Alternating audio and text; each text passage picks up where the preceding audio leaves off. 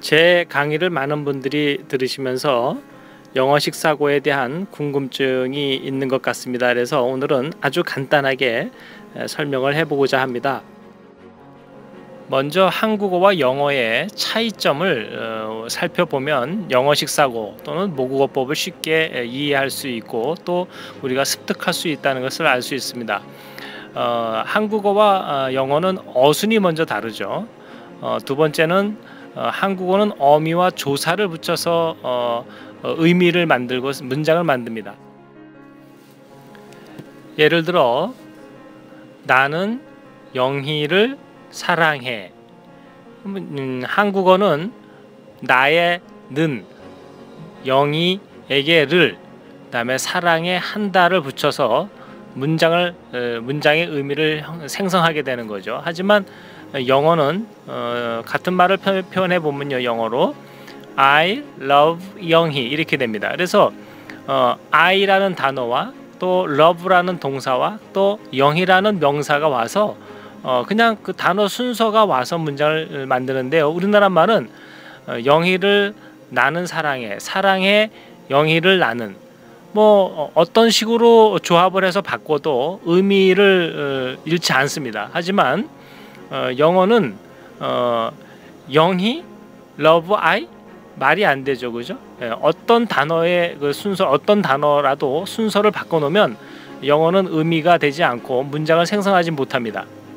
그래서 한국어를 완벽하게 하고 있는 우리는 영어를 습득하기가 이렇게 쉬운 것이 아니죠. 그래서 영어식 사고를 통해서, 즉 방금 전 단어 덧붙여 설명하기를 통해서 영어의 어순 감각을 익힐 필요가 있는 거죠. 그래서 계속해서 제 동영상 강의를 반복해서 들으시면서 영어식 사고를 익히시면 한국어로 생각하고 한글로 생각하고 그것을 영어식 사고로 어떻게 표현하실 것인가를 감각적으로 습득할 수가 있게 됩니다. 그 다음에 마지막으로 우리나라 말은 아이에게 쓰는 말, 또 친구에게 쓰는 말, 또 어른에게 쓰는 말, 그리고 또 극존칭, 신이나 또 그 이상의 존재들에게 쓰는 어떤 그 어미, 조사가 따로 있죠. 하지만 영어는 존댓말이 없다라기보다는 그런 그 존칭을 또 경어를 위한 어떤 붙임말, 즉 조사나 어미가 따로 없다는 거죠. 그래서 우리가 영어를 배울 때는 1차적으로 그냥 반말한다라는 느낌을 갖게 되는데요. 그냥 편안하게 친구하게 이야기한다는 생각을 갖고 언어를 습득하면 좋겠습니다. 네, 우리가 영어식 사고로 습득을 할 때에 한국어는 어순이 없고 실제 어미와 조사를 붙여서 의미를 생성하기 때문에요. 영어 어순에 의미가 되도록 그 어미와 조사를 적절히 붙여서 우리가 배우게 됩니다. 방금 전 단어 덧붙여 설명하기 식으로 영어를 이해하시면 좋겠습니다. 또한 모든 단어는요, 태어날 때 그 하나의 의미를 갖고 태어나게 되어 있죠. 그래서 그것이 시대와 상황 또 사회의 어떤 그런 의식을 반영하면서 그 언어가 여러 가지, 하나의 단어가 여러 가지 뜻을 갖고 이렇게 생성 발전하게 됩니다. 그래서 맨 최초의 언어, 즉 단어가 태어날 때 생긴 그 원래 의미를 우리가 알고 있다면 이제 상황에 따라서 다양하게 변해서 쓰여지는 의미들을 우리가 유추할 수 있게 되는 거죠. 자, 이제 말하는 순서가 방금 전 단어 덧붙여 설명하기 식으로 말한다 그랬는데요. 커다란 어떤 그 범주가 있는 거죠. 순서에 누가 행위자입니다. 이 행위자는 사람이 될 수도 있지만 또 사물도 되고 동물도 될 수 있습니다. 그래서 영어는 전지적 시점에서 하늘 위에서 이렇게 내려다보면서 말을 하게 되는데 그림을 그리면서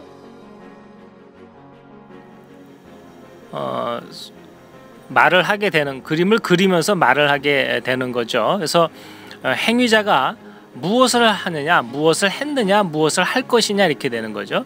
그러니까 그 무엇을 할 것이냐에 이제 동사가 오게 되고요. 그 동사가 어떤 그 목적어를 이렇게 수반해서 행위자가 무엇을 한다 이렇게 되는 거죠. 그다음에 이제 그 다음에 오는 것이 그 행위자가 무엇을 어디에서 언제 어떻게 왜 했느냐는 식으로 이렇게 오게 됩니다. 그래서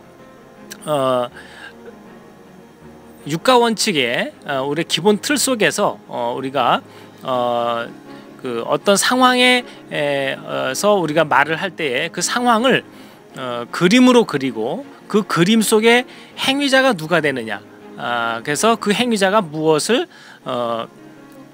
어디에서 언제 어떻게 왜 하느냐, 이런 식으로 말을 이어가게 되겠습니다.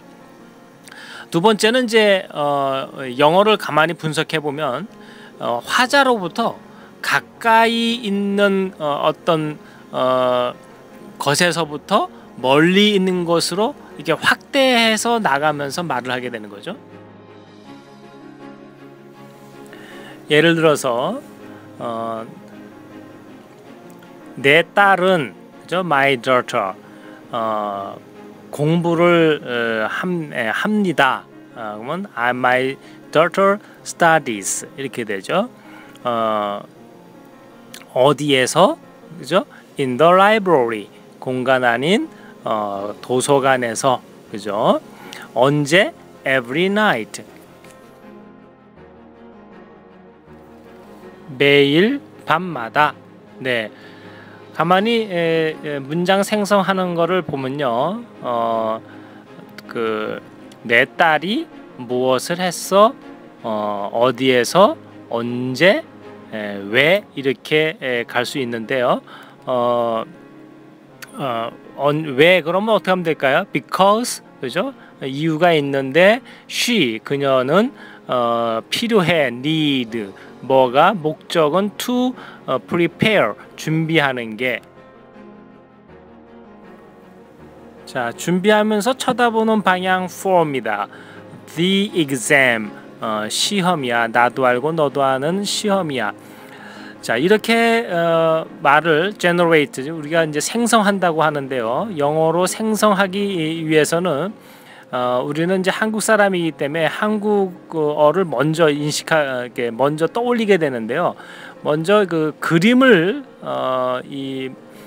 먼저 그리고 그 그림 속에서 그 화자, 누가 행위자가 될 것인지를 찾고 그 행위자로부터 가까이 있는 것으로부터 차례대로 멀리 있는 것으로 점점 더 이렇게 확대해 나가는 식으로 이야기를 진행하면 되겠습니다.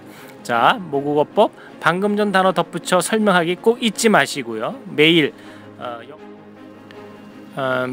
영어식 사고를 통해서 여러분을 만나 뵙도록 하겠습니다. 자, 영어가 정복되는 날까지 꼭 좋은 성과 있기를 기원하겠습니다. 고맙습니다.